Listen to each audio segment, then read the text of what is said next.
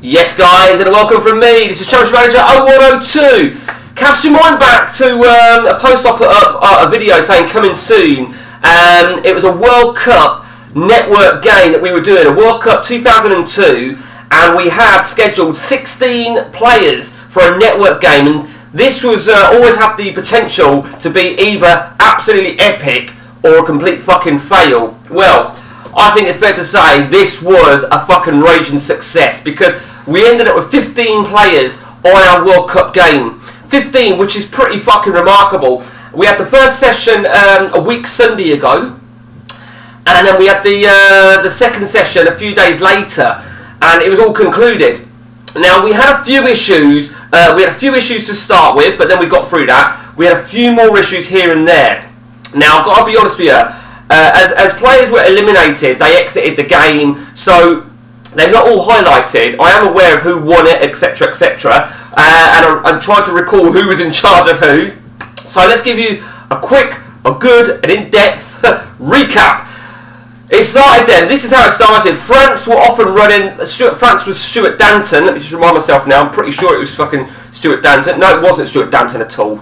It was William McGregor, sorry. So it was a good start for William, and Mark Whittaker had Uruguay.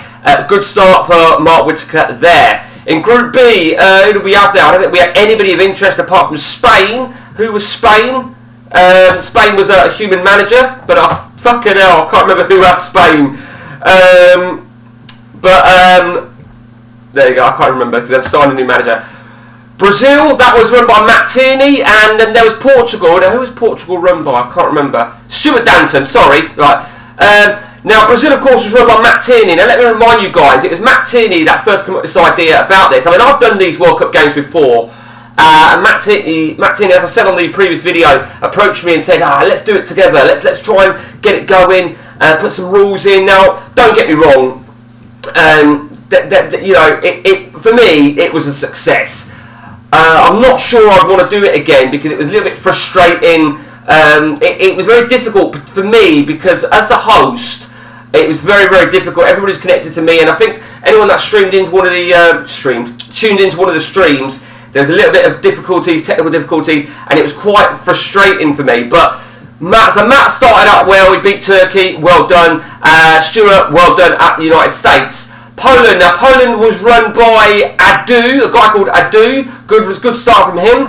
And I forget who was in charge of Germany. Carl Rhodes. There you go, Carl Rhodes. Carl Rhodes got off nicely. There you go. That was a big game, of course. Chris Thomas was in charge of England, and I was Sweden, and that's how it finished. Was somebody Belgium? I'm pretty certain somebody was Belgium. I don't know, yeah, I'm pretty certain. I forget who was Belgium, but 0-0. Sorry, never mind. Nigeria against Argentina. That was another big game because Nigeria was run by, I've forgotten who it was. But a complete mind blank. It was a rival human manager. It was, I apologise because I can't remember who it is. And Argentina was run by Matty Hughes. I nearly said Matty for Nigeria. But all four in Group F, Sweden, England, Nigeria and Argentina were all run by human managers. It was going to be an explosive one. So Argentina took the points. And over in Group G, now that was run by two managers. Italy, that was run by Michael Godfrey, and Croatia. Who was Croatia run by? Paolo. Somebody called Paolo, I think it was. So that was the end of Group G there. Over to Group A again. Senegal 1, Denmark 1, Uruguay 1, France 4. Big result for William indeed. Over in Group B, a shock. Spain 1, Paraguay 2. Well, not that I can remember who was in charge of Spain, but that was a disgusting result. And if you think that was bad, check that out. China 1, Brazil 0. Matt absolutely stunned. Disgustingly, disgracefully beaten against China. Over in Group D, Portugal 3, Poland 2 in the battle of the human managers. Big result there for Stuart Danton. Over in Group E, Carl Rhodes sensationally beaten at Ireland. In Group F, there you see Argentina 3, England 1, Sweden 3, Nigeria 2. Over to Group H then, Japan 0, nothing of interest. There you see, big game, battle of the human managers. Croatia 0, Italy 1. Oh, sorry, I apologise. Somebody's in charge of Mexico as well. Shit, I apologise. Chris Henson. Chris, of course. Yeah, sorry, sorry, Chris. Totally apologise about that. And over back into Group A now. This is where it all finished, and you can see where we're at now. France then finished as group winners. Uruguay finished as runners-up. After those results. Group B, you can see Spain eliminated. Let me just check something. A bit of a giveaway there, because you've already seen where everybody finished, haven't you? Fucking dickhead. So, yeah, that's our group. Let's go back to group. Yeah, sorry. Brazil did it, despite that disgusting result. Poland did it, and as you can see, we lost the last game against Argentina. We needed a draw to qualify. We didn't, so we were eliminated out of the World Cup. Chris Thomas of England went through. Over in Group G, Italy advanced through at the expense of Mexico, who, if I remember rightly, scraped through to the second round. And that is what I mean by scraped through. Ecuador equalising in the 88th minute ensured that Mexico went through. Harsh for Paolo, but tough shit. Belgium advanced through. Second round then. Let's go to the second round of the World Cup. France 3, South Africa 1, Portugal 2, China 1. Our human managers advanced through. Belgium 2, Mexico 1 after extra time. Ireland 2, England 3. What can you say? Both went to extra time. That's, crazy. Absolutely crazy. Brazil 2, Poland 3, Slovenia 0, Uruguay 1. I will point something out now then. Is what happened here is we had some technical difficulties. Now it was funny because the Uruguay manager, which was Mark Whittaker, and Poland manager, which was Adu, there was a few issues network wise, and Adu finally just said, "Oh fuck it, play this formation, play this team." And Mark just, I think, to be fair to Mark just thought, "Oh fuck this, I've had enough of this shit," and Mark just came out the game. And I get why Mark did that, because it was getting a little bit frustrating. And this is what I mean, what I said at the start of the video, to be honest with you. But obviously, the difference between me and Mark is I weren't in a position to just say, fuck this. I wish I could. I'll be honest with you. I wish I could. So that wasn't Mark in charge. I don't think it was anyway. Let's just check. I'll soon know. Yeah, because Mark would never have played that shower of shit. So Uruguay advanced through, and, stunningly, I mean, Brazil are knocked out, and probably after the China game, probably deserved to. But I don't know. It was a bit of a mockery, really, because the guys weren't in charge of them games. But you know what? As is. And the final second round games: Argentina 3, Germany 0. Argentina stormed their way through to the quarterfinals, as do Italy. Over to the quarterfinals. England 3, Belgium 1, France 1, Portugal 2. For me, great result for England, but for me, Stuart Danton, absolute stunning result there, because for me, France are amongst one of the favourites, along with Argentina and Italy.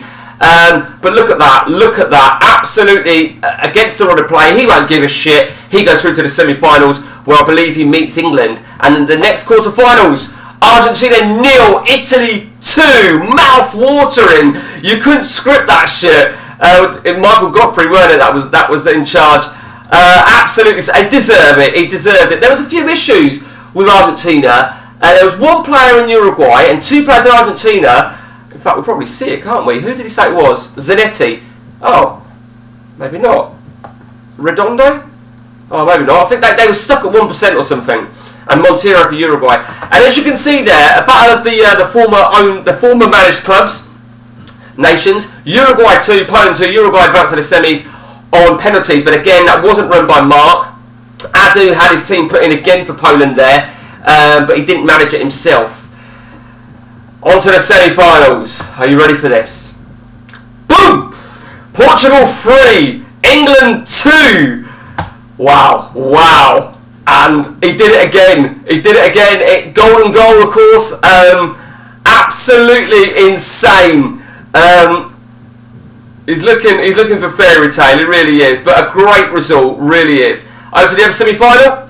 Uruguay 0, Italy 4. I think Michael Godfrey would have been, I think it was Michael Godfrey, he would have been absolutely loving that semi-final. He'd have been confident. I mean, and you can see they played the same AI shit formation, and he advances through to the final. Third place playoff, Uruguay 0, England 2, and now for the World Cup final.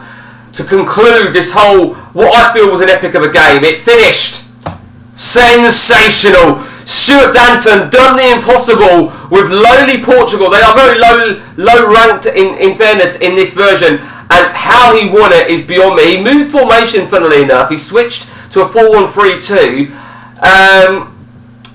and I think Italy. I don't really like that formation, to be honest with you. He did change that formation because I was watching it. He went 3 up top, but that was just absolutely insane. And I think Stuart Danton did absolutely brilliant. Give him credit where it is due. Absolutely give him credit where it is due. I'm trying to think who else was some of our managers there. Trying to look at something. Rodney T. I think Rodney T was Nigeria, I believe. Apologies, Rodney, that I didn't remember that. Wayne Chester. Who were you, Wayne? You were Spain, weren't you, Wayne? I think you were Spain, actually, thinking about it.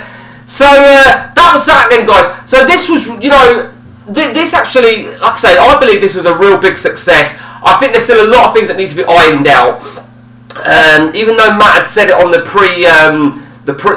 eve of the game about, fortunately, I've got a feature on my patch that I can shift and page down to hurry to press continue. People weren't pressing continue. People weren't picking their teams ready for their game. So we'd get to a game. Now, as far as I'm concerned, we get to a game and we should be able to go straight to kickoff.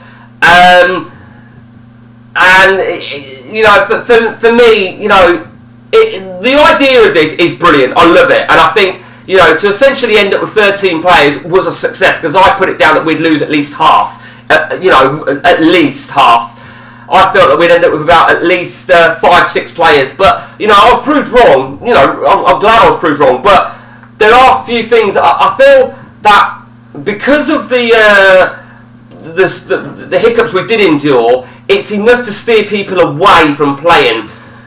It is shit. So there is another game in the pipeline, should point out, and it's actually going to continue from here. It's going to be another 2 years holiday, and we are going to go to the Euro 2004. That is the plan of action. 2004 Euros. We don't know who's going to be in them yet. Who knows? So let me know what your views are on this game, and if you took part in this game, say hello in the comments. But more importantly, state who you are, because aliases on YouTube, I haven't got a fucking clue. That's it from me, guys. Till next time, it's take it easy.